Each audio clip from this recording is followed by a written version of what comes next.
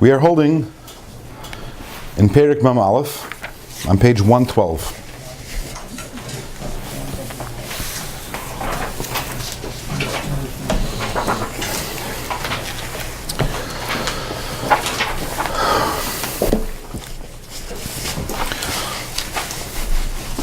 So the larger context over here is in the previous program, Dr. Rebbe spoke about the importance of kavana when doing a mitzvah. And kavana is a combination of avas Hashem and yiras Hashem. So in the previous program, we discussed them as a unit, and we called it kavana or lishma. And now we're going to start dissecting them individually. We're starting with yira, and then we'll move on to ava. We're going to talk about what each one is, how to attain every one of them, and also why each one of them is needed. So last week, in the beginning of Perek Mem Aleph, we started, Dr. Rebbe says, that Reishis Avodah, V'ikra, V'sharsha is Yiras Hashem.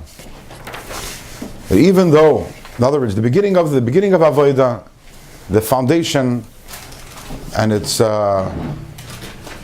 root is Yiras Hashem. That's the beginning. That's where everything begins. Everything begins with Yiras Hashem. And as Dr. Rebbe says, even though we know that generally speaking, that Avas Hashem is what motivates mitzvahs aseh. The fact that we do mitzvahs is because we love Hashem. And generally speaking, Yiras Hashem is what motivates mitzvahs leisaseh. What causes us to abstain from doing that which is wrong is Yira. That is the fear of Hashem. Says Dr. Rebbe, nevertheless, you need to have Yiras Hashem also for Vasei Tov. You need to have a Yiras Hashem also for mitzvahs, before you're doing mitzvahs. And how do we get to Yiras Hashem? So Dr. Rebbe gave us a meditation last week, thinking about the greatness of Hashem, and how Hashem, He is the absolute, the King of all kings, and He's the King of all yonim, the tachtoinim, all the worlds, the higher worlds, and the lower worlds, and He's memalek kol almin and seva kol almin. He encompasses the worlds, and He fills the worlds. And nevertheless, what does Hashem want? What is Hashem looking for? So maniach al yonim et tachtoinim, Hashem leaves behind the higher worlds and the lower worlds. Miyachid malchusay al Amma Yisrael. All He wants is to be the King of Am Yisrael. He wants that we should be His avadim, that we should accept Him as His King, and we should learn His Torah and do His mitzvahs. And then the Alter Rebbe continues further. Not only does Hashem want to be the King over Klal Yisrael in general, but v'alav bifrat. Hashem wants to be your King. He wants to be my King individually. Hashem, He disregards everything that's happening in all the higher worlds. No, that doesn't disregard. What I'm saying is it doesn't matter to Him. And what all that's relevant is that you, as an individual, Hashem wants to be your melech. Hashem wants you to learn Torah and do mitzvahs and do His will. When a person thinks about that, and when a person considers that, so that immediately the Alter Rebbe says, when a person thinks about that, and therefore, because of all this, because how great Hashem is, and Hashem is the King of all the worlds, and Hashem is waiting for me to accept Him as a King, and therefore I need to serve Hashem be'ema v'yira. I need to serve Hashem with awe and with fear, ka'imid lefnei hamelach, as one stands before a king. So what do we have so far? You have to have Yiras Hashem. That's the beginning and the foundation of Avodas Hashem. And the Alter Rebbe gave us a meditation how to go about attaining Yiras Hashem. And then the Alter Rebbe says the last words that we learned last week, and let's repeat them again. This is a second line from the top of page 112. Says the Alter Rebbe, "V'yamik b'machshava zu." A person should think deeply in this thought, in this meditation. V'yarich ba, and take time contemplating this idea. Kifi yicholas hasagas moiche machshavtei, to the ability and capacity of one's mind and one's thoughts. Ukifi apnai shaloi, and according to how much time one has available. Lifnei Esek HaTorah Oy HaMitzvahs. A person should think this before learning Torah or before doing mitzvahs. K'moy, for example, Lifnei Levishas Talos u'Tefillin, like for example, before putting on Talos and Tefillin. So although we didn't really dwell on this too much last week, but over here the Alter Rebbe, this is a very big paradigm shift, a very big idea over here. The Alter Rebbe slips in. By the way, normally, When we think of Yiras Hashem, when we consider Yiras Hashem, when do we need to have Yiras Hashem? Under what conditions? If this and this happens, you need to have Yiras Hashem. What are the conditions that call for Yiras Hashem? So usually the way we normally think about it is that in the morning when we don't want to get up, we're not in the mood of davening, so then you have to think about Yiras Hashem. Even though I don't want to, I have to do it anyways. Chas v'shalom, a person is thinking of doing an Avera, has an Nisayon. I don't know if I should say Chas v'shalom. That's human nature to want to do Averas and to have this Yenis. So how do we overcome the Nisayon? How do we overcome the test? How do we stand strong? So we have Yiras Hashem. We think about how Hashem is this amazing and great King, and I have to have Yira for Hashem. But what if I'm about to do a mitzvah? I'm about to daven. I'm about to put on talos. I'm about to put on my tefillin. I'm about to shake lulav and esrog. I'm about to give tzedakah. You good? I'm good, right? That's what you think. I'm good. Why would I need to have Yiras Hashem? I want to do the mitzvah. I have Avos Hashem. I'm motivated to do it. What function does Yiras Hashem play over here? Says the Alter Rebbe, no. Alter Rebbe says this meditation, which we just discussed about Yiras Hashem, v'yambik machshavazu, why should you think about it? Every time before you learn Torah or before you do a mitzvah, for example, like when you're about to put on your talis and tefillin. This is a very big idea. An integral element of every mitzvah is Yiras Hashem. Not because otherwise you won't do it, even if you're fully planning on doing it, even if you're excited about doing it. Says the Alter Rebbe, before you do a mitzvah, you have to think about Yiras Hashem, because a mitzvah has to be done with Yiras Hashem, which again is very different than the way we usually think about Yiras Hashem. We usually think about it as some sort of a defense mechanism to prevent us from doing what's wrong, Sur Mirah. And that's something, so it's very interesting that if you note, in the beginning of the Perek, Alter Rebbe says, that even though, 3 lines from the top of the Perek, even though that Yira is the Sheidish L'Sur Mirah, Yira is the source of Sur Mirah, and Ava is the Sheidish for Vasei Tov. Still, you need to have Yira even for Vasei Tov. So the Rebbe notes on this something interesting. The Rebbe says, if you look earlier in Tanya, in Perek Daled in Tanya, the Alter Rebbe says over there that Yiras Hashem is what motivates. If you look on page Ches, he says, "Hi'ava hi sheidish kol ramach mitzvah." In the middle of the page, you see the last word in the line is ki. Page Ches. It says, "Ki ha'ava hi sheidish kol ramach mitzvah saseh." The Ava is the source for the 248 mitzvahs saseh. And then a few lines later, he says what? And v'hayira hi sheidish l'shasah leisaseh. The yira is the sheidish for the 365 lavin. But over here, if you notice, Alter Rebbe uses a different lashon. He doesn't say that Ava is the sheidish for mitzvah saseh and yira for leisaseh. He says Ava is the sheidish for aseh toiv and yira is the sheidish for sur mirah. Small little change, but every single word that Alter Rebbe and Tanya is exact and is precise. What's the intent? In fact, as we know, that there's a Messiah on the Beis Harav that on this very page that we're learning right now, in Perek Mem Aleph, in the first line, or the second line, where it says, Beram Tzarech Li is L'Zikaron Tabmid Reishis Havayda Ve'ikra V'Sharsha. So the Vav of the word Ve'ikra, the Messiah, the tradition is that Alter Rebbe thought for 6 weeks about whether to include this Vav or not. 6 weeks. That's how precise every letter is in Tanya. And Alter Rebbe said that every time he puts in Ois HaChibur, a Vav, which is a letter to connect, he thinks over the entire Sefer to make sure that it fits into the context. Okay? So everything in Tanya is so precise. Imagine that 6 weeks thinking about a Vav. So why over there in Perek Hey does the Alter Rebbe talk about Mitzvah Saseh, Mitzvah Leisaseh? And here it talks about Sur Mirah and Vasei Tov. And the Rebbe says that the truth is that in Sur Mirah, in Mitzvah Saseh, there's also a Sur Mirah element.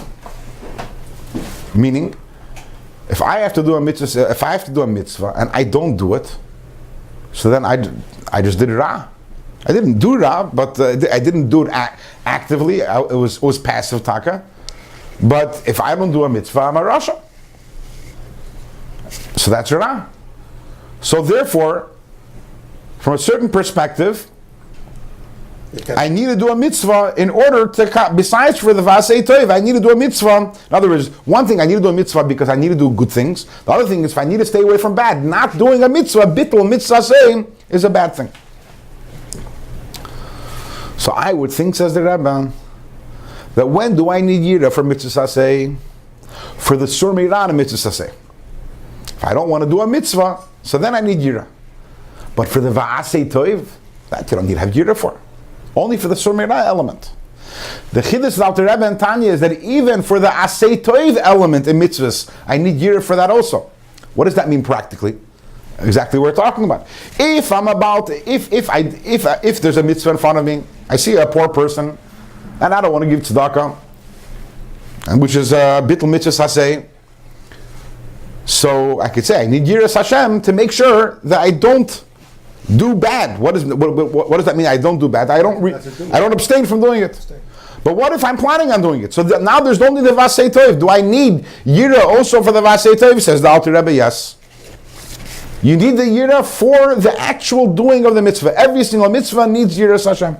So what's the purpose of it? Why do we have Yira for every mitzvah? That's a great question.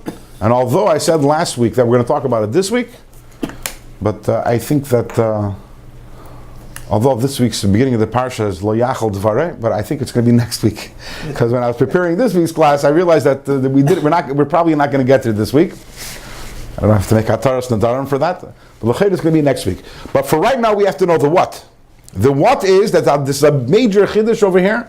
That Reish is Chachma Yiras Hashem. The beginning of everything is Yiras Hashem. And not only that I have to have Yiras Hashem in general, it's not enough that in general I have Yiras Hashem, but every single mitzvah that I do has to be infused with Yiras Hashem. And how do I accomplish that? And that is that by before doing the mitzvah, taking some time to think about the greatness of Hashem, and therefore awakening within myself a yira, an awe for Hashem, and then the actual Va'asei Tov, the mitzvah, is infused with the Yiras Hashem. The Alter Rebbe says this has to be done before we do every mitzvah, and he says, for example, he says talis and tefillin. So why dafka talis and tefillin? So first of all, talis and tefillin is done in the beginning of the day. So therefore, even though every time we do a mitzvah, it has to be infused with Yiras Hashem, and therefore every time before we do a mitzvah, we have to take a moment to think about the greatness of Hashem, and to thereby to awaken within ourselves this yira, this meira, this aim of a yira. But the main avodah is in the beginning of the day, because if in the beginning of the day, before you daven, before you put on talis and tefillin, you take the time, a little more time than every other mitzvah during the day when we're usually rushed, to think about the greatness of Hashem and to be mo'eder, to awaken a yira, then later on in the day, it comes quicker. Every time you do a mitzvah, you could think it doesn't take that much time, because you still have left over the impression of that Yiras Hashem which you created through your meditation in the morning. And also, talis and tefillin is a weekday thing, which teaches us that this meditation about the greatness of Hashem is not limited to special days, it's not limited to Shabbos or Yom Tov, and for sure not to Rosh Hashanah and Yom Kippur, but it's every single day, every single weekday we have to awaken within ourselves a Yiras Hashem. Yes?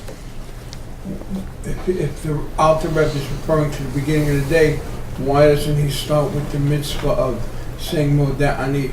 Or why doesn't he start with the mitzvah of washing Negel Vasa? If you look in the old print sitters, it mentions for your tefillin. We'll get there. Yeah. We'll get there. Cognizant of Yeah. We will get there. We're going to talk about that today. That's about Moida Ani, that's a great question. And about Negel Vaser, I guess Taka should be thinking a little about Yiras Hashem. And in fact, if you look in Shulchan Aruch, it talks about the right when you wake up in the morning to think about the fact that Hashem is standing above you. So therefore, the Yiras Hashem. But nevertheless, the thinking about it more in a relaxed way, in a more, with a little length, that's before talis and tefillin, before davening in the morning. So now the Alter Rebbe is going to say, until now we said what? That you have to have Yiras Hashem before every single mitzvah. And I gave you a meditation how to accomplish this. But that meditation is a general meditation. Meaning Hashem is my king, and He wants me to serve Him. Now the Alter Rebbe is going to say, the truth is that also you can infuse this mitzvah with Yiras Hashem by realizing that the act of the mitzvah itself inspires Yirah. The act of the mitzvah itself inspires an awe for Hashem. How was that? Let's look inside. What 21? 5 lines from the top of page 112, from the beginning of the line. V'gam, moreover, Yisboinin, a person should contemplate how the infinite light of Hashem, the light of Hashem that surrounds all the worlds, encompasses all the worlds, it fills all the worlds, which means it's a light of Hashem which is greater than all the worlds. This is the light of Hashem which it surrounds the world, it encompasses the world, it fills the worlds, it creates the worlds. What is this infinite light of Hashem? Hu Ratzon Elyon. That is Hashem's will. Something that's a little hard for us to make that connect, perhaps, but we have to understand the Eir Ein Sof is the Ratzon of Hashem. They're one and the same. Hashem's Ratzon is the infinite light of Hashem, which pervades all the worlds. And this Ratzon of Hashem, Hu Melubesh Ba'esiyis V'Chachmas HaTorah, is enclosed in the words of the Torah that you are learning. In other words, we're talking about when a person is learning Torah. You should know that this Eir Ein Sof is in the words and in the Chachmas HaTorah, and it's in the ideas. In other words, it's both in the words and in the ideas. Imagine that we're sitting and learning right now. The words that we're learning and the ideas that we are absorbing. This is the Eir Ein Sof. That's what it is. Or B'tzitzis u'tfilin elu. Tzitzis and tefillin, they are holy objects. So therefore that means that the Eir Ein Sof is within. Hashem's Ratzon is in the tzitzis and in the tefillin. U'b'kriyaseh, when we learn Torah, or b'levishaseh, when we put on the talis and tefillin, Humamshich Eir Yisbarach alav. You are drawing this Eir Ein Sof, this infinite light of Hashem, upon yourself. The Hainu, meaning al chiluk alakam imal, and the spark of godliness and the peace of Hashem shebetech gufa, which is within your body. Likalel ulibatal. So at the moment when you're doing a mitzvah, at the moment when you're learning Torah, your neshama is becoming subsumed and entirely batal ba'ira yizbarach, in Hashem's light. So in addition to thinking about the greatness of Hashem in general, and thinking about how Hashem wants to be your king and wants you to be a servant, which that's the meditation that we spoke about last week. In addition to that, when you're about to do a mitzvah, when you're about to study Torah, contemplating what learning Torah is and what doing a mitzvah is, that itself also is an incredibly awe-inspiring and yira-provoking thought. So therefore, the mitzvah or the Torah itself also brings you to Yiras Hashem. And now the Alter Rebbe is going to take it further. Not only can we have Yiras Hashem because in general Hashem is so great and Hashem wants to be making. Not only also do we have Yiras Hashem from the fact that because doing a mitzvah or learning Torah it itself is something which inspires Yira. Moreover, you can also have Yira by understanding the detail of the mitzvah that you're doing. Not only that it's a mitzvah, but every single mitzvah has a unique concept in it also, and contemplating the unique idea, the unique message of that mitzvah, so that also brings you to a greater Yiras Hashem. V'derech prat. So the Alter Rebbe says, now let's go more in detail. Let's talk about tefillin. What is accomplished when we put on tefillin? So beforehand we mentioned that when we do a mitzvah, our neshama becomes subsumed in the Eir Ein Sof. But in tefillin, there's something special. Let's do this outside first. What happens when we put on tefillin? So in tefillin there are 4 parshiyos. The 4 parshiyos represent Chachma, Bina, and Das. Those are represented by the 4 parshiyos. You're saying my math is a little off? Yeah. Mr. Ford, what's those? Where's the fourth You one? got 3. Where's the 4th one? 3 and 4, it's the same idea. If you look in the Tefillin Shel Reish, you'll notice that on one side there's a shin that has 3 heads, 4. and on the other side there's a shin that has 4 heads, right? So 3, 4, 3 and 4. Why are 3 and 4 the same idea? Because in Kabbalah we talk about Chachma and Bina, but Das is divided into 2. Because Das means connecting, as we know, Das means when you connect to the ideas which you understand. And when you connect to the ideas which you understand, that can lead you in one of 2 directions. That can lead you to Chesed, or Ahava, and that can lead you to Yira, which is Gvura. So because Das contains both of these, the fact being that when you connect an idea, it can lead you to either a feeling of closeness to that idea, or a feeling of distance from the idea, or the subject of that idea. So therefore, Das is sometimes considered as 2. So the 4 Parshias in the Tefillin, they represent Chachma, Bina, and Das as it develops into Chesed, and Das as it develops into Gevurah, which is again why you have the 3 and the 4. And this is also Merumas in the Parshias. So for example, the first Parsha is Kaddish. First Parsha in the Tefillin. Kaddish, Kedusha, and Kabbalah and Chassidus, Kedusha is always synonymous with Chachma. Because, as we learned many times throughout Tanya, Chachma is Koyach Mak. The Chachma is the capacity for Bittul. And Kedusha is Bittul. Kedusha and Bittul is one and the same. Where is there Kedusha? When something is Batal to Hashem, that's where there's Kedusha. So therefore, Chachma and Kedusha are always sorry? Why Chachma? Because Chachma is Bittul. How come? How is Koyach Ma? Chachma is the Koyach of receptivity, the Koyach of being Batal. Yes. Yes. So therefore, Chachma and Kedusha are synonymous. So the first parsha is Kaddish. The second parsha is V'hoya ki v'yacha, and in that parsha we have V'hoya ki yisholcha bincha. Ki yisholcha bincha represents the idea of Bina. Your child asking, how do you get to Bina? In other words, Bina means building an intellectual structure out of something, and that's when you ask questions and you have answers. So therefore, V'hoya ki v'yacha represents the idea of Bina. And there are other reasons why it represents the idea of Bina, but this is the simplest one that's brought up. And then the next parsha is Shema. You don't have to go too far. In Shema you have V'ahavta Hashem Elokecha. So therefore that's Das, as it expresses itself in Chesed, in Ava. And the next parsha is V'hoyim Shemoya. And in V'hoyim Shemoya you have Yishamar Locha V'nifta Levavchan. So that's the idea of Yira. To be careful not to do any Avirus. So therefore we have over here, we have Chachma and Bina, and we have Das as it manifests itself in Chesed and Ava, and Das as it manifests itself in Yira and in Gevura. Now, if you look in Shulchan Aruch, as mentioned before, or also as you mentioned, if you look in the you said the old Siddurim, it's the Siddur, the Alter Rebbe. In today's Siddurim, they don't have all the, in some of the English Siddurim, they don't have all the captions, but that the Alter Rebbe wrote a Siddur, and he wrote over there that what are you supposed to have in mind when you put on Tefillin, also brought down in Shulchan Aruch. You're supposed to have in mind, you're supposed to, so that the Parshiyas talk about Yichud Hashem, Hashem's unity, and they talk about the Nisim which Hashem did for us when He took us out of Mitzrayim.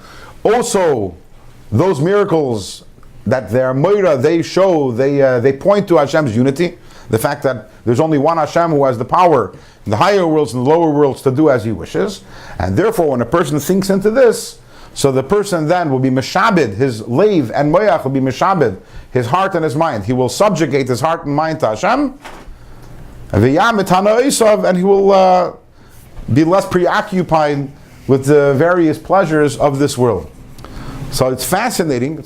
You see how the halacha, which is the body of Torah, is rooted in the nistar, which is the neshama of Torah, which is the Kabbalah. Kabbalah talks about the idea of what is the idea of tefillin.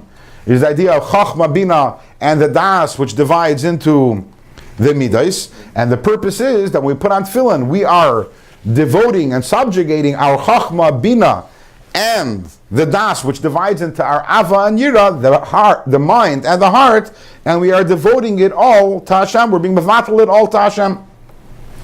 So when a person puts on tefillin, what they're doing is they are taking their Chachma, Bina, and Das, and it is being subsumed in Hashem's Chachma, Bina, and Das. It is being bottled to and subsumed to Hashem's Chachma, Bina, and Das. So that thought itself is also brings about Yira. In other words, not only do I have Yira because it's a mitzvah, and every mitzvah is an awe-inspiring act, but if I think into also what is the Toichen Prati, the unique content of this mitzvah, that also leads me to Yiras Hashem, and let's do this inside. We'll start again from V'derech Prat. V'derech Prat, more specifically, b'tefillin, when a person puts on tefillin, libatul v'lichalel, b'chinas chachmasei b'nasei. So to subsume and to nullify one's own chachma and bina shebenavshi elikis, which is in his nefesh elikis, bebechinas chachmasi binasi shel ein tzayv baruch hu. In the chachma and bina of Hashem, hamlubash is derech prat. Hashem's chachma and bina, where are they? In Parshas Kadesh and Vayikviyacha. What does that mean? The Hainu. What does it mean to be mevatel my chachma and bina, to subjugate and nullify my chachma and bina to Hashem's chachma and bina, which is in the tefillin? That means that a person makes a commitment not to use the chachma and the bina of their soul bilti Hashem levade for anything other than Hashem.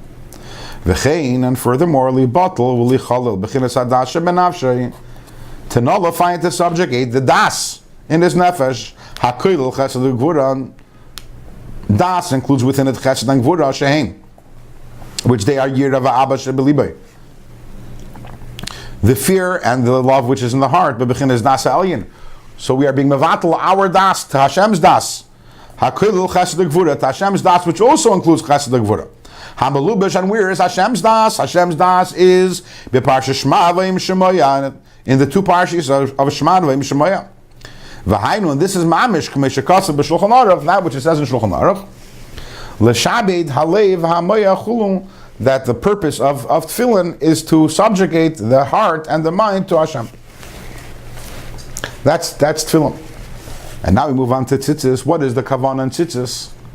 So again, now the point here is not here. Tzitzis and tefillin are examples. The point is that when you're doing a mitzvah, you have to think in general about Yiras Hashem. Think about Yiras Hashem as it pertains to mitzvahs in general, and also think about it as the individual mitzvahs. So he's bringing down over here talis and tefillin as examples, but they apply.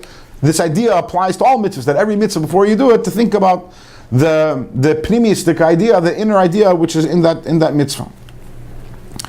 And when you're putting on tzitzis yikaven, you should have in mind, as it says in Zohar, to draw down upon oneself Hashem's sovereignty, Hashem's kingship, Hashem's kingship, which is the kingship of all the worlds. Hashem is the king over all the worlds, and to bring it down, that it should be united upon us, ayidei mitzvah zu, through the mitzvah of tzitzis, and this is like the idea of saying tasim alach hamelach, of putting a king. The Torah tells us you have to put a king over you. So when we put a talus over us, that's like we're putting a king over us, Hashem's kingship. So to understand a little better this idea, the relationship between a talus and the Kabbalah's hamalchus of accepting Hashem's kingship, so I want to digress a little. I want to talk about something in this week's parsha. And we'll come back to it and we'll relate to the idea of the tzitzis. Don't you do that by the Shema? In Makabel, O Machu Shemayim. It's in the tefillin. So and in Shema we also talk about the tzitzis. Yeah. So, but it's two separate mitzvahs. It's all incorporated in the tefillin. Everything has a dominant idea and includes within it everything else also. So tefillin has a dominant idea. It also includes other things, but the dominant theme of tefillin is that. So in this week's parsha we have a story that we have towards the end of the parsha. So we know it says that Bnei Gad and Bnei Reuven. So there's a Mikna Rav, Hayil of Bnei Gad of Bnei Reuven, that they had a lot of cattle. So they approached Moshe Rabbeinu and they asked Moshe Rabbeinu if they can go, if they can stay in the Yarden's whole story, whole back and forth. It's not the Shakla Vatari, the back and forth isn't important. The bottom line is the end. The Moshe Rabbeinu agreed that they should be able to inherit the land which is on the eastern side of the Yarden on a condition. The condition was that they go to battle on the other side of the Yarden until the entire Eretz Yisrael, including the western bank, is all conquered.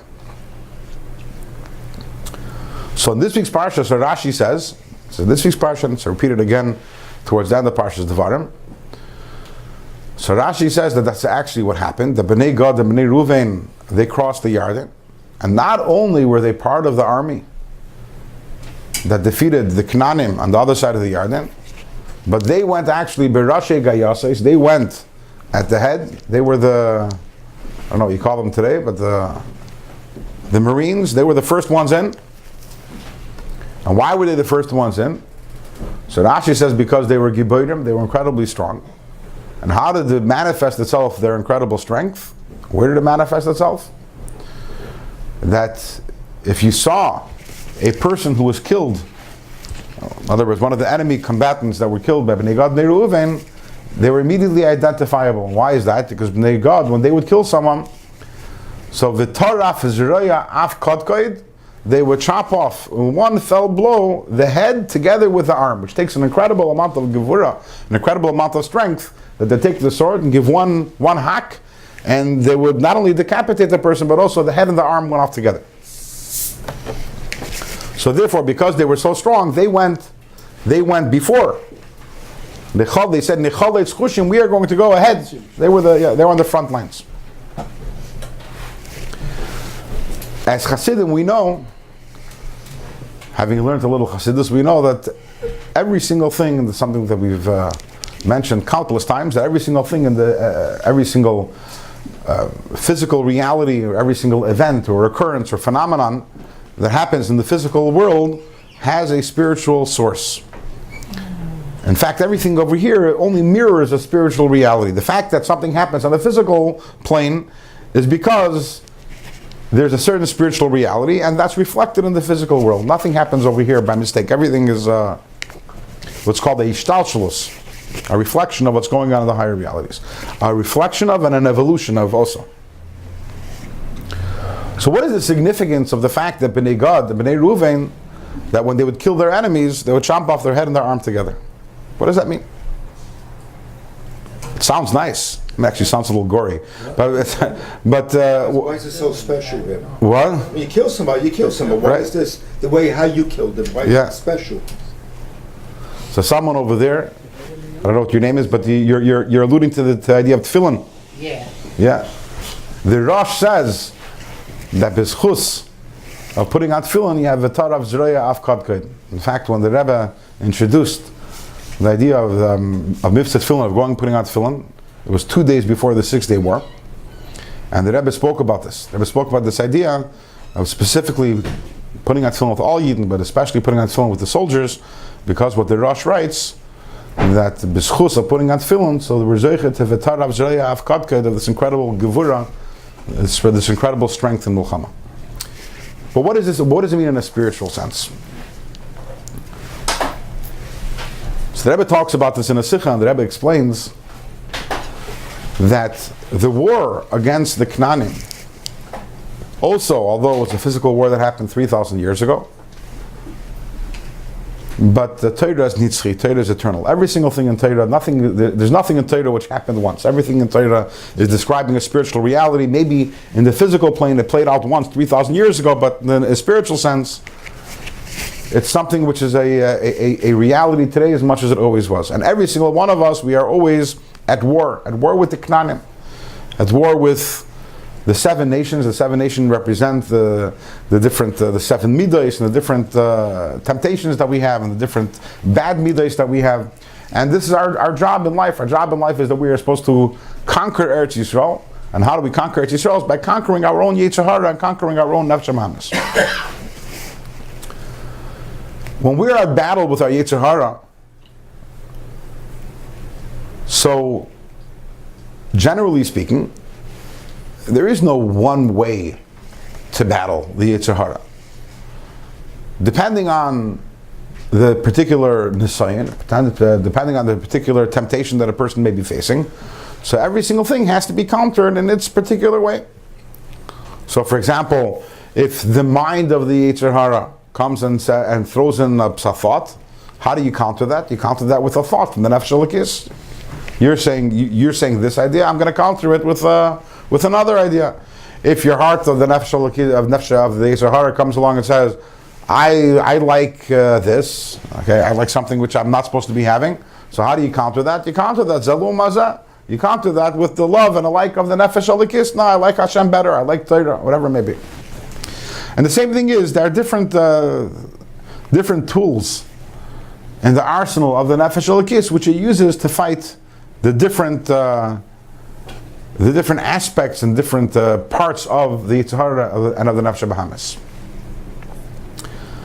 But there is one master weapon.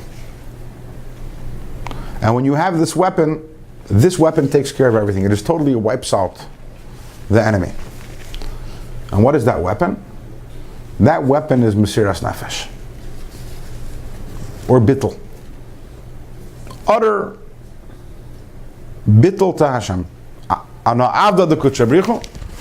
am Hashem's Eved, and I am doing whatever He wants. I have no agenda, I have no desires. I mean, I have desires, but that's irrelevant what my desires are. A complete commitment to doing what Hashem wants. That's what Mesiras Nefesh is. What is Mesiras Nefesh? The word Nefesh and Lashon HaKodesh also means Ratzon. So Mesiras Nefesh means Mesiras HaRatzon, giving away my will. It's not anymore about what I want, but I'm giving over myself to Hashem. Whatever Hashem wants me to do, that's what I'm doing.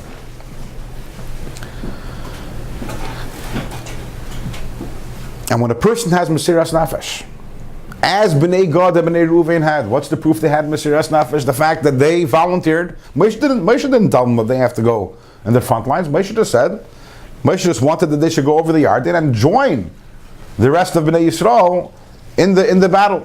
But the fact that they had this incredible Mesiras Nefesh, they came to Moshe and says, no, we're going Chalutzim. We are going to be in the front lines.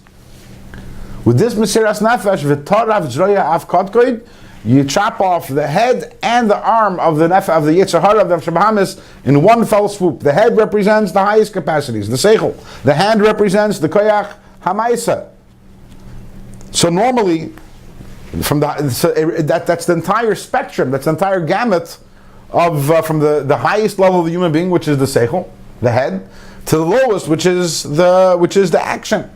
But when you have Mesiras Nefesh, that Mesiras Nefesh, you chop off both of them at the same time. You combat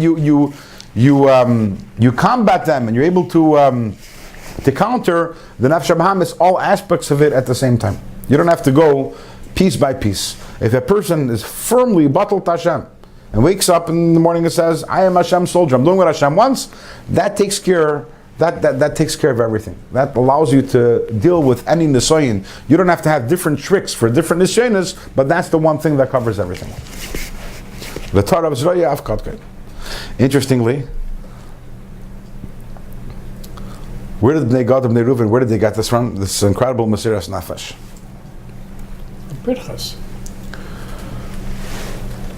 So what's unique about Bnei Gad and Bnei Reuven, one of the things that's unique about them is Moshe Rabbeinu passed away in the Chelek of Reuven, and Har Nevoy, which is in the Chelek of Reuven, and he was buried in the Chelek of Gad. And he learned that why did God want Taka? Why did they want to be in Eivra Yarden? Because they wanted to have the Chelek where Moshe Rabbeinu's Kavura was, where his kever is going to be. So it's apparent that Bnei Gad and Bnei Reuven had a very, very special connection to Moshe Rabbeinu, and they were completely devoted to Moshe Rabbeinu. And this might be the reason why they had this incredible Mesiras Nefesh, because of their hispatlus, their complete bittul to Moshe Rabbeinu. There's actually a vart from Rabbi Yonason Eibschitz and Tiferes Yonason. It says in this week's parsha, it says, "Umiknei rav hoyel of Gad of Bnei Reuven." They had a lot of mikneh, a lot of cattle. When the Yidden went out of Mitzrayim 40 years earlier, the pasuk says that who came with the Yidden? Erev Rav, V'tzaynu Bakar Mikna Rav Miyoid. So all the Yidden had an incredible amount of mikneh. So why is it only Bnei Gad and Bnei Reuven had a lot of cattle? So he answers, Rabbi Yonason answers, that Bnei Gad and Bnei Reuven, they were mechavev the man. They loved the man. So therefore they never shechted any of their animals to eat. They didn't, because they ate only man. All the other Yidden, they ate man also, but when they wanted to make a barbecue, they shechted some of their animals, so that depleted their supply of animals. Bnei Gad and Bnei Reuven, they were mechavev the man. And that's why they had a tremendous amount of cattle. Wow. And I wonder if you can connect this, because we know that it's brought down. The Gemara says that that man came b'schus Moshe Rabbeinu. You know, the Nani covered b'schus Aaron, and the Be'er Shel Miriam was b'schus Miriam, and the man was in the schus of Moshe. So I'm wondering if all around we see the connection of Bnei Gad, Bnei Reuven to Moshe. That's where Moshe passed away, and that's where he's buried. And these were the two Shvatim that Mamish, they loved the man, which came b'schus Moshe. And what is the result? Because of their special bittul to Moshe Rabbeinu, they had this incredible Mesiras Nefesh. What happened to the Chatzi Shevet Menashe? They were added on later. They were not part of the original. The Mefarshim talk about it, but when they originally Bnei Gad, Bnei Reuven, they were the ones that approached Moshe. They were the ones that made the deal with Moshe, and only afterwards, half of Shevet Menashe, somehow or other, they came. They also took a part in the land, but they were not part of the original conversation. They have got some idea of being close to Moshe Rabbeinu, but they shouldn't they have been wanted to be in Eretz Yisrael? But Moshe was buried. But they shouldn't they have? Why wouldn't they want to be still be in Eretz Yisrael even so? And it was very important. They had a good connection with Moshe, but still. Apparently, they had an even stronger connection than you can imagine. Rabbi actually is speculating, right? He has no medrash like that. He's speculating. I believe he's the mucker of this idea. I once saw someplace that how could they raise behemoths 40 years in the midbar? There's no grass to raise. I heard that the behemoths themselves ate the money. They have to eat something. They have to have some sort of sustenance. By the Be'er Shalmirim, it says clearly, Vayashkes Ha'edav as Be'iram. It says that also was for their behemoths. But I believe so. I believe the Medrashim talk about. It was grass also? Oh, okay. The Medrash talks about how the deer would come and they would eat the man, Right. and then and the people of the world would go and they would hunt the deer and they'd eat the deer, and they'd get a little taste of how incredible the man was. I never understood how they. Should this make right? Where did they graze? Right. So the Ibn Ezra says they didn't have animals.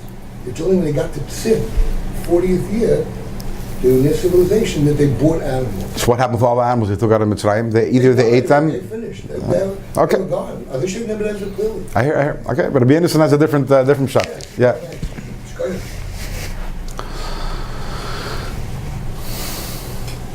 So going back to the Tanya that we're talking about over here, so we see here also that tefillin is about chachman, binan das. So that's about the person's mind and the person's heart. So therefore you put tefillin on the head. That's for the head. That takes care of the mind. Then you put tefillin on the arm, but not in the hand, on the arm, which is opposite the heart, and that represents the heart. But when you're dealing with something which is Kabbalah Hamalchus, being the Kabbalah Hashem as the king, that's not something which is unique to every single Aver. Rather, you take a talus and you cover the entirety of yourself. It's supposed to cover Reishe Verube. The talus is supposed to cover most of you. And there's the rule of Rubik Ekole, so you're entirely covered by the talus. And that symbolizes the idea that when you have Yiras Hashem, you're all covered. It's the one thing that covers all of you. You don't have to. It's not a separate Yiras Hashem for the head, and a separate type of Yiras Hashem for the heart, and a separate type of Yiras Hashem for the hands and for the feet. Because, as explained earlier, the V'tah of Zreya Afkodka Yiras Hashem, which is related to the idea of Mesiras Nefesh and related to the idea of Bittul, that's something which covers the person in its entirety. That when a person has Yiras Hashem, the person is What about completely the women? covered. They don't have not tefillin and talis. So they don't have Yirat Hashem? They have their husband's talus and film. It's one thing, yeah. It's a partnership. Do you have Shabbos candles? I see one. My wife lives. So she lights for you, and you put on film for her. It's a partnership. So whatever you have is that's hers also. The joint venture.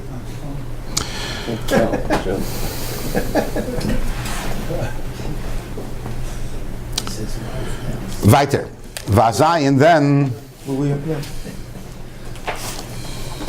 7 lights on the bottom. Vazai, and then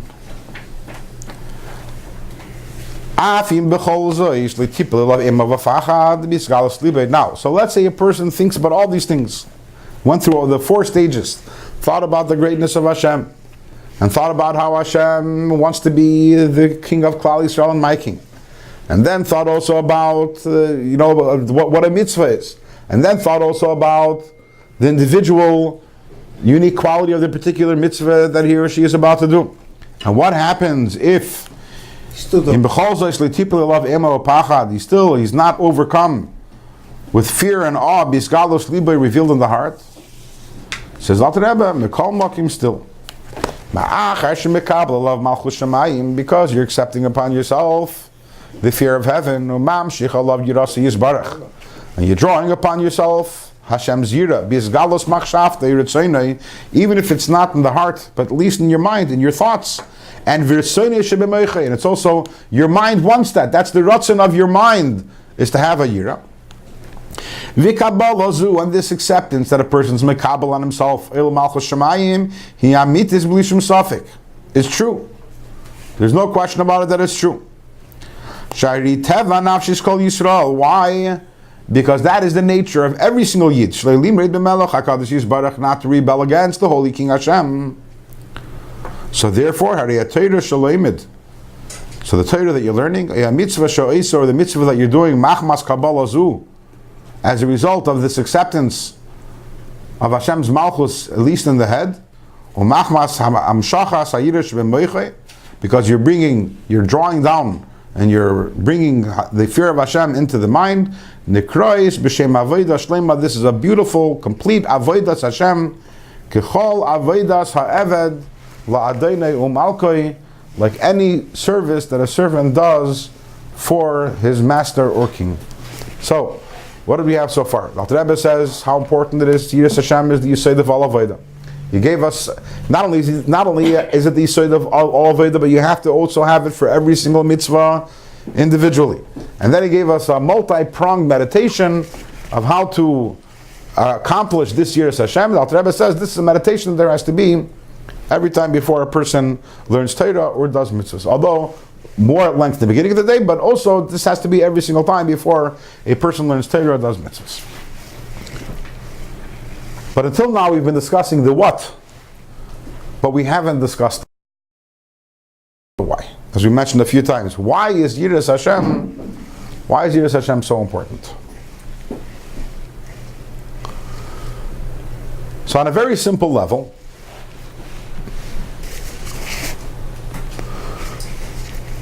the difference between Ava and Yira, the difference between love and fear. When I say fear, I mean fear and awe, all packaged in one, is that love is about me. When I love something, when I desire something, when I want something, it's about me. Yira, by definition, is not about me, but it's about the other. Yira means it's not necessarily something that I would like to be doing, but I'm doing it because I'm in fear of or in awe of the other. So that's me reacting to the other, but not what I'm doing is not necessarily what I would like to be doing, but it's because of the other. So number one, we have to understand that the reason why Yira is so fundamental to our Avodah is because it's the ultimate safeguard. Without Yira, with the best intentions, and with the most love of Hashem, you can, as they say in Yiddish, you can farfir. I don't know how you translate exactly that into English. How do you say farfir in English? Farfir? Farfir, what? Farfir. What? Go the wrong way. Go the wrong way, get in trouble. All these things, yeah. Sometimes you need, for one word in Yiddish, you need like 20 words to translate it. Yeah. Farfir. Farfir, yeah. You can stray. You can stray and you can, yeah. That's something that more closer to Straight. Yeah. Prime example number one of this was Shaul HaMelech. Shaul HaMelech was an incredible tzaddik. We say about Shaul HaMelech that he was Reishei V'Shichma, he was head and shoulders above the nation, which by now we know that everything in the physical realm is a reflection of a spiritual reality. So physically Shaul was head and shoulders above the nation. That means that spiritually he was also head and shoulders above the nation. As the Sifrei Kabbalah and Chassidus explain what that means exactly in the different in the different spheres, but he was someone who was completely taller than everyone else, spiritually taller than everyone else. And when Hashem sends him off to go on to destroy Amalek, so he speared the animals. And when he comes back, and Shmuel was sent by Hashem to confront him and ask him, what's going on? So what is Shaul's response? Actually, before Shmuel even tells him anything, Shaul, he meets him, and his first words are, Hakimoisi is Dvar Hashem. I've done what Hashem wants. And Shaul wasn't lying. We're talking about a very holy person. And he wasn't someone who was shaykh to lie. And when he said, Hakimaisi is Dvar Hashem, that I've done what Hashem wants, he thought that way. And then Shmuel tells him, really? But מה כל ההמון השני שומע? I hear some animals in the background. What are those animals in the background? So Shaul says, we're bringing them as karbanos. Can you imagine? We're bringing them as karbanos. We're taking animals from Amalek, such an incredible tumah, such an incredible klipa, and we're going to bring them out the mizbeach. Can you imagine how happy Hashem is going to be? Because we know this idea of his habcha, hasheichel, and ahira, the greatness of taking darkness and transforming it into light. We're going to take the animals of Amalek, the depths of klipa, and we're going to bring it as a carbon. And Shmuel says back to him, החפץ השם בחפץ. we didn't get that. He says, but 1 second, but you were told to kill them all. And Shaul says, yeah, but I'm bringing them as karbanos. It's like a funny conversation. If you're following it in the... He's not getting it. And Shmuel, until finally Shmuel tells him, does Hashem want your karbanos?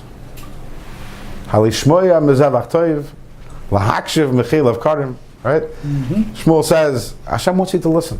That's what he wants. He asked you to destroy Amalek. He told you to kill the animals. You had a very good idea and you were very excited about it, and that's very nice. But that's not what Hashem wanted. And therefore, there were grave consequences. You know that Shaul, he lost the melucha because of that.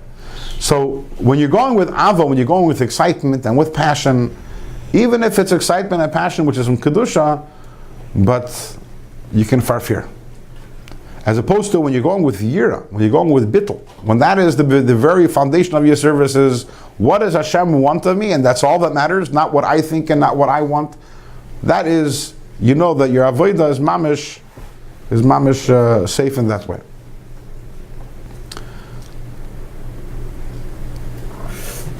We had a similar idea. It was also by Matan Torah.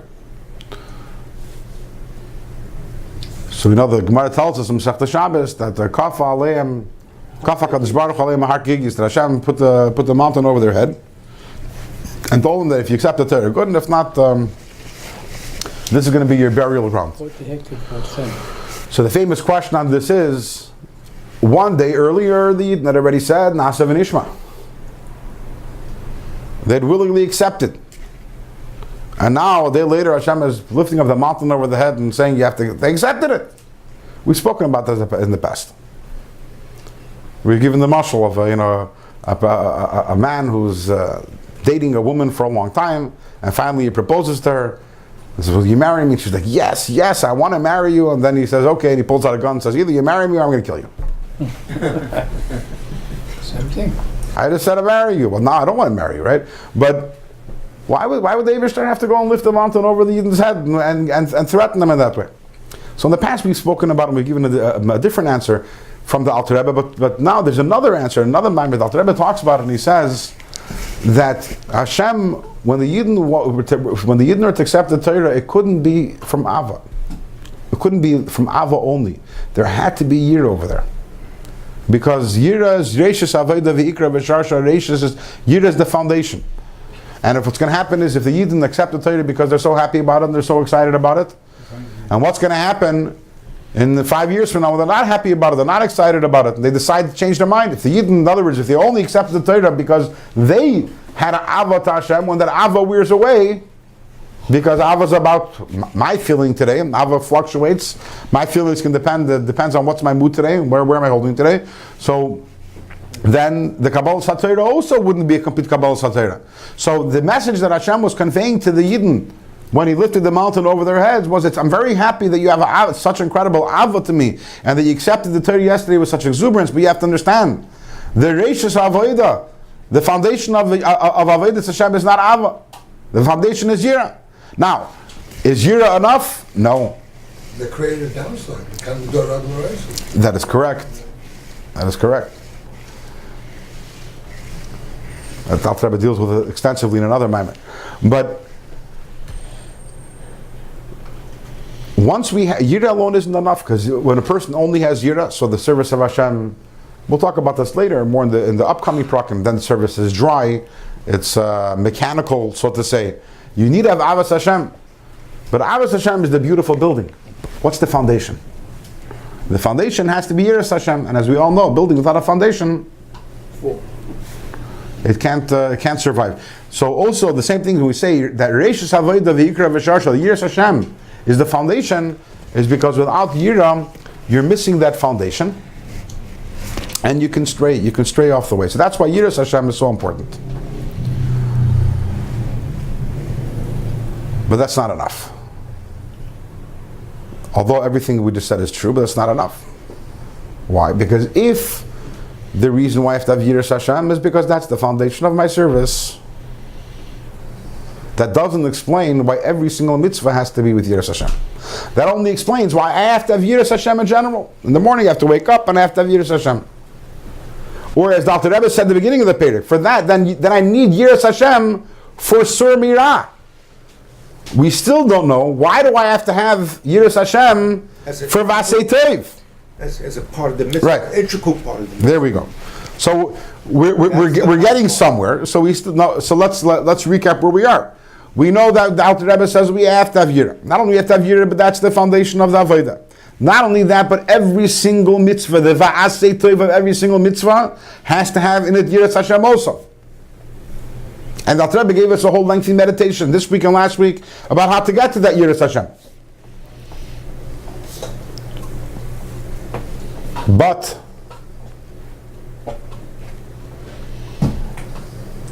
we still don't know why Yiras Hashem is important for the Va'asei Tov in every single mitzvah. And that is something that we're going to learn in Yiras Hashem next week. In other words, next week we're going to get to the real oimik, the real depth of why Yira is so foundational, and more specifically of why Yira is so foundational to the point that it has to be part of every single mitzvah that we do. Is it ma'akif in the mitzvah? Sorry? Is it ma'akif? If it's an integral part of the mitzvah, so if you don't have it, it looks like you don't have the We'll mitzvah. find out next week. Just want to know about it. Stay tuned.